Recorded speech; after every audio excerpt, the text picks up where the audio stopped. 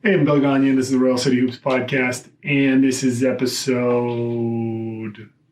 It's the playoffs, and we're into the conference finals, and a lot of super interesting things happened this week. The Nuggets beat the Clippers. Lakers and Clippers are getting started. The beginning of LeBron's chase. It seems like the red carpet's rolled out, and then we got a great series with the Celtics and the Heat. And if anybody remembers, the Heat were my underdog pick. Feeling pretty good about that, or my black sheep, dark horse, whatever you want to call it. So I think the first thing we got to talk about is the Clippers falling apart and the Nuggets really, really playing well. I think you can't separate the two. You can't just talk about how poorly the Clippers played or how they didn't live up to expectation and then not talk about how the Nuggets exceeded expectations. I mean, they came back from 3-1 in two series to win. And incredible how Jamal Murray and Jokic are playing together and what that team has done to come back, the fortitude. I mean, you're watching them, they're just playing free. They're just letting it fly, and it's great to watch. It's not, I mean, you don't watch them thinking, man, this is something – this is the best team in basketball, but it's just the resiliency. They're just playing so free, and they're out there, and they're committed to what they're doing, and they're not trying to be somebody they're not. And Jokic said it best after Game 6. There's no pressure on them. Just go out and have fun, and they did. And I didn't see much of those games. I mean, Game 6 I saw part of, and Game 7 I didn't see any. I was just watching the ticker because we're blacked out here in Canada. Or at least I was. And just you're blown away that the Clippers couldn't put it together. But I think it's the age-old story of you can't just turn it on like a switch. Throughout the season, I don't think the Clippers managed to build chemistry. They didn't have enough guys in the lineup regularly to make it happen, to build that team and to grow and to have the ability in the playoffs to have the chemistry and come together and focus. It just seemed like they were just pieces. And that everything that I loved about the Clippers last season was gone. A very mercenary-like, just thinking, hey, we got all this, we're this great team on paper, we're just going to roll through. It didn't work. It didn't work out. And I think the unfortunate thing is watching Kawhi do it the year before with what Toronto did and saying like, hey, they did it there. Why can't we do it here? The difference being there was no expectation that Toronto was going to win the championship at the start of the season or even in the playoffs. And then this season with the Clippers, there was the expectation that they should be the best team or one of the top two teams and really vying for a championship. It changes. It changes when you got the target on your back. And the Clippers, as much as great a player as Kawhi is he your tone setter? Is he the one who steps in and brings everybody together and everybody steps up to play with him? No, that doesn't mean he's not a great player and an unbelievable player, but he's just not that guy. Paul George, we've heard about playoff P, pandemic P, whatever you want to call it. He's had some great games. He's had some not great games. And I just have more questions going into the next season. But we're going to talk about something a lot more interesting at the end of this. So now we've got Lakers Nuggets, and I did watch Game 1 of that last night. And in my mind, the Nuggets just looked emotionally tired. They looked emotionally exhausted, like they couldn't put it together, and they were going to have trouble. And the Lakers, when you talk about it often, you can't replace experience. That championship pedigree, they have 6 guys on that roster with rings. Now, okay, one of them is Quinn Cook. He still got a ring. He still is around guys. He still understands what it means to focus. One of those guys is J.R. Smith. Okay, he's a bit of a chucklehead. Maybe not a bit, a lot of a chucklehead. At the same time, can J.R. Smith win you a game in the playoffs? Yes. J.R. Smith gets hot, bangs in 7, 8 threes, or hits them has a hot quarter. He can carry you. And we've seen over the years in the playoffs, sometimes you just need one guy to light the fire and carry you. And he can do that. You got JaVale McGee, another guy who's in Golden State, won a chip. Danny Green, he's been with San Antonio and with the Raptors last year. LeBron James, all these guys they understand what it means to narrow your focus going down the stretch and commit. Rajon Rondo, I think Rondo is a huge, huge piece of what they're going to do going forward because he looked great last night in terms of running the floor, running that second unit, letting LeBron kind of play free safety, freelance on offense. Not that LeBron doesn't freelance on offense, but taking the ball handling responsibilities off him and keeping them organized. To me, if Rondo can do that, yeah, the Lakers are looking good. I do fully expect them to beat the Nuggets. I don't expect that to ever be in question because what the Clippers lacked in the ability to focus, the Lakers have in spades. And what Kawhi is not good at in terms of mobilizing guys and getting them on the same page, LeBron is. LeBron makes everybody better.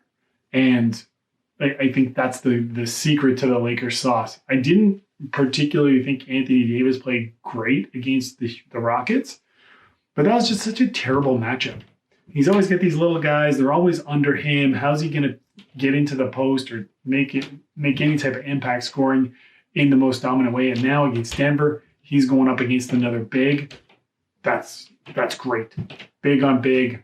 He's going to dominate those matchups and without a lot of effort. Now, one of the red flags for the Lakers has been the splits with LeBron on and LeBron off, and AD on and AD off. When AD is on without LeBron, they've had a lot of problems scoring. They haven't really done well. This is where I think Rondo and those other championship guys are really going to be able to seize the moment. The Lakers last night played with a lot of focus and just that right amount of urgency, like never taking their foot off the gas, always going for the throat at any point in the game. They won going away in the third. They just did everything they needed to do. Is their three-point shooting great? No, but they compete and they contest. And just I think they have all the pieces right now, given who's left, to really make it work. So I'm thinking Lakers. It won't take, 5 games. Let's throw that out there. Next up, we got Celtics Heat. Game 3 tonight. Miami has won 2 scorching games. And Miami, I've talked in the past about playing hard as a skill. And Miami is playing hard. They're going after it. They're getting into it. They're playing downhill. But also, in pressure situations, Mike Pekka said something really interesting probably 20 years ago in an interview that I saw. And Mike Pekka is a hockey player who they always talked about him playing well in clutch games, in important games.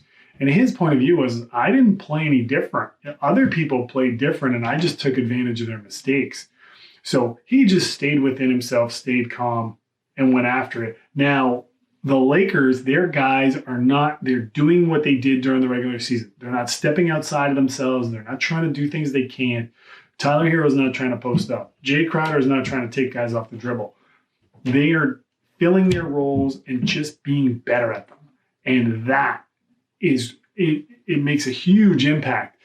Goran Dragic is killing the Celtics with the PNR, getting in for floaters, the deep ball. He had a move game 2 where he dropped it behind him, had to go back and get it, and a huge step back, totally not on purpose, buries it. With the shot clock running down. One hell of a play. He is playing amazing. And he doesn't give a fire truck what is going on. He's trying to win. He's getting downhill, getting to the rim. And the Celtics are so spread out because they've got 2 shooters in Hero and Robinson that you can't rotate off of.